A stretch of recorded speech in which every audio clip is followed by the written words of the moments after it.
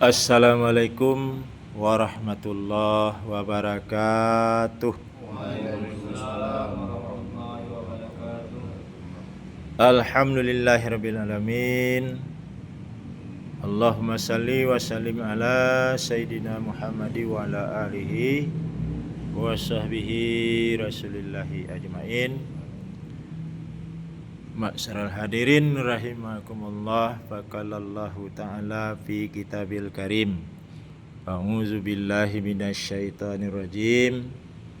Bismillahirrahmanirrahim. Fazkuruni azkurkum washkuruli wala takfurun. Sadaqallah maulanal azim. Pertama, bersyukur kita kepada Allah, mengucapkan alhamdulillahirabbil alamin. Salawat kepada Nabi Muhammad sallallahu alaihi wasallam. Allahumma salli ala sayyidina Muhammad wa ala ali sayyidina Muhammad. Sedikit pada kesempatan ini, setelah kita melaksanakan zikir tawajuh, satu ayat di dalam Al-Quran surat Al-Baqarah ayat 152. Sebagaimana yang kita bacakan tadi, firman Allah, fazkuruni azkurukum washkuruli wala takfurun. Maka ingatlah kamu kepadaku, kata Allah, dan aku ingat kepadamu. Bersyukurlah kepadaku, jangan sekali-kali mengingkar. Jadi isinya ingat mengingat. Diingat Allah, Allah mengingat. Jadi hamba mengingat Allah, Allah mengingat hamba. Penterjemahan daripada mengingat dan diingat itu para ulama terdahulu, lebih-lebih sahabat, berbeda-beda namun tetap sama. Salah satu contohnya, apabila kita mengingat Allah dalam keadaan bersenang-senang di dunia ini, dalam keadaan hidup di dunia ini, Allah akan mengingat kita di saat kita sulit, di saat kita sudah tidak ada di dunia ini. Itulah satu contohnya. Tapi yang kita bahas saat ini, perbanyak zikir mengingat Allah dan selalu bersyukur. Zikir adalah suatu amal ibadah yang tidak ada putusnya. Sepanjang napas, selama jantung kolbi masih berdetak, selama kita masih hidup, hayat kita ini masih ada, kita tetap berzikir. Itu yang zikir itu. Tidak mempunyai batas waktu. Kemudian makna zikir itu, pertama kita ucap, kita ingat, kita rasa di dalam kolbi. Walaupun zikirnya lisan, la ilaha illallah, Allahu akbar, subhanallah, alhamdulillah, kan banyak zikir lisan. Astaghfirullah, zikir tilawah, baca Quran, zikir.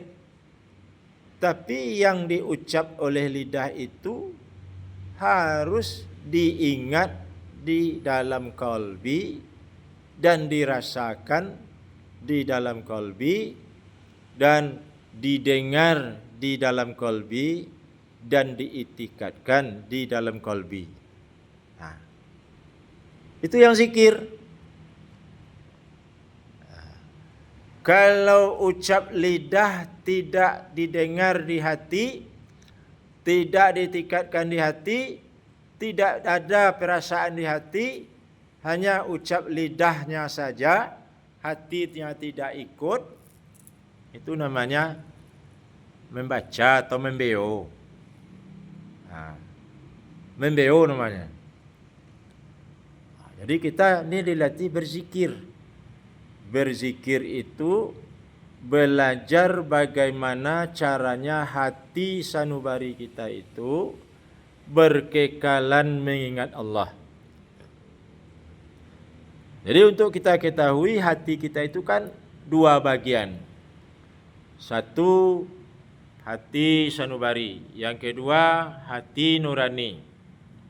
Yang mengucap Allah, Allah, Allah, Allah, Allah di dalam hati itu nurani. Nurani kita itu yang berucap. Alamat dia berucap, ada alamatnya. Yang selalu berulang-ulang nurani itu ke situ. Itu sanubari.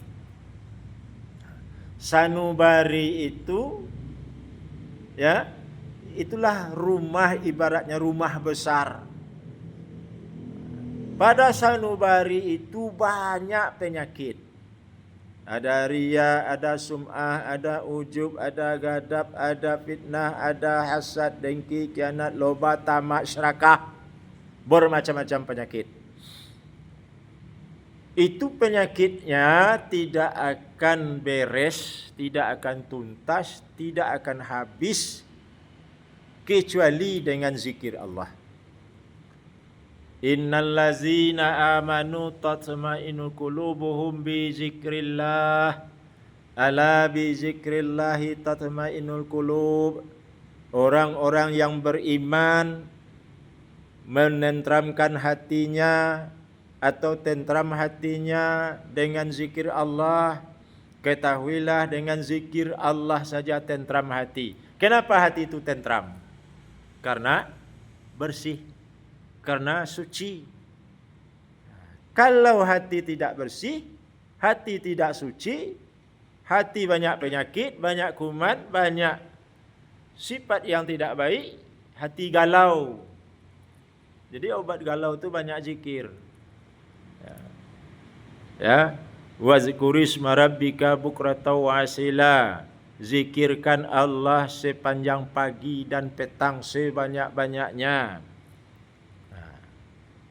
Begitu. Jadi zikir itu diucap, diingat, didengar, dirasa, disanubari. Begitu. Itu yang kita latih, yang tawajuh itu. Nah, apabila hati itu sudah suci, ya suci, maka dia akan merasakan Rabb, kedekatan dengan Rabb, dengan Allah Subhanahu wa taala. Padahal Allah itu sangat dekat. Lebih dekat daripada urat leher. Tapi karena hati berpenyakit, penyakitnya lalai, maka kita tidak merasakan bahwa kita diawasi oleh Allah, bahwa kita sangat dekat dengan Allah, kita tidak merasakan. Tapi kalau kita merasakan bahwa kita sangat dekat dengan Allah, seperti firman Allah mengatakan, wa huwa ma'akum aina ma kuntum, di mana saja kamu berada, dan Dia Allah itu berada di mana saja kamu berada. Tapi kita tidak merasakan itu. Kenapa? Karena hati kita penuh dengan penyakit. Hubud dunia, cinta mengurus urusan dunia.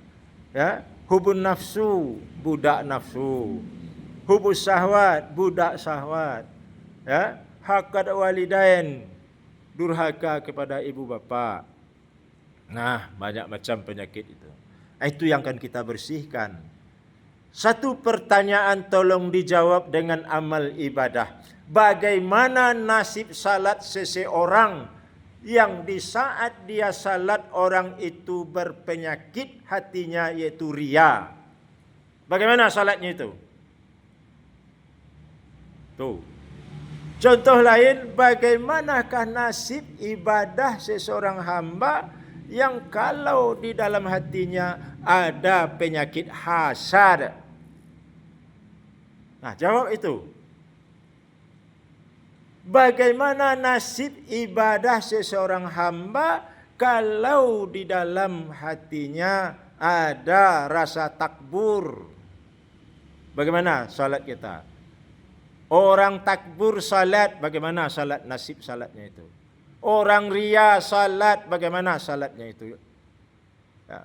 Orang sum'ah, orang namimah, orang hasad salat seperti orang-orang saleh salat, seperti orang-orang belajar salat, tapi salatnya hatinya berpenyakit. Bagaimana nasib salatnya? Ini perlunya ilmu zikir. Ya. Ilmu zikir itu bisa kita pelajari hanya di lembaga tarekat. Bukan kaji tarekat. Tarekat itu nama sekolah, rumah sekolahnya surau, gurunya mursyid, wali Allah, syekh, khalifah. Kajiannya apa? Ilmu zikir. Apa itu ilmu zikir? Ilmu mengingat. Apa yang akan diingat? Allah. Artinya dahulu disebut ilmu zikrullah.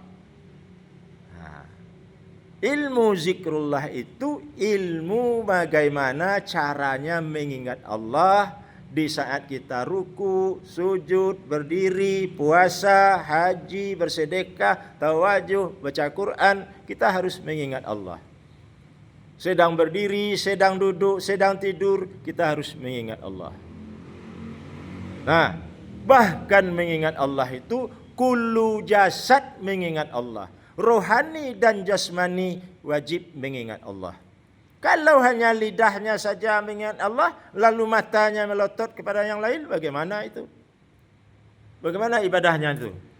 Bagaimana nasib orang yang beribadah begitu? Ini perlunya ilmu zikir.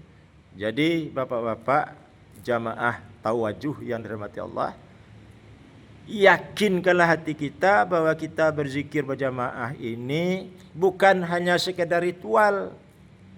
Kita berusaha belajar mensucikan hati dari segala penyakit-penyakit kolbi, najis-najis kolbi, najis-najis hati. Itu saja yang disampaikan pada kesempatan ini. Billahi taufiq wal hidayah. Assalamualaikum warahmatullahi wabarakatuh.